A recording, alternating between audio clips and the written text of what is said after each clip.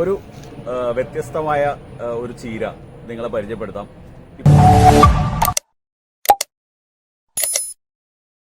ഇപ്പം നിങ്ങൾ ആലോചിക്കും ഞാൻ പൊട്ട് വെച്ചത് എന്തിനാണ്? ഇത് പൊട്ടല്ല, ഇത് ഈ ചീരയുടെ പൂവാണ്.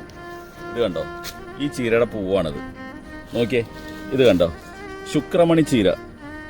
ഇത് പ്രേക്ഷകരോട് എനിക്ക് ചോദിക്കാനുള്ളത്, ഈ ചീര നിങ്ങൾ വേറെ എന്തെങ്കിലും പേരിൽ അറിയപ്പെടുന്നുണ്ടോ? ഇത് നോക്കി, അതുമ്പോൾ കായ്കളുണ്ട്, ഫ്ലവേഴ്സ് ഉണ്ട്. ആ ഫ്ലവേഴ്സൊക്കെ എന്ത് ഭംഗിയാന്ന് നോക്കി. ഇത് നോക്ക്, അതിൻ്റെ ഫ്ലവേഴ്സ് നോക്ക്.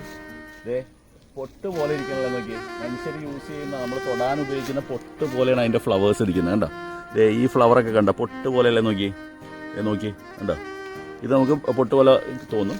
അപ്പോൾ ഈ ശുക്രമണി ചീര എന്ന് പറയുന്ന ഈ ചീര ഒരു സ്പിനാച്ച് വർഗത്തിലുള്ളതാണ്.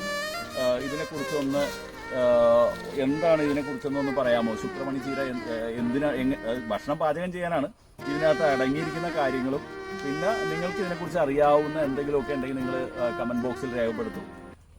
Signing off.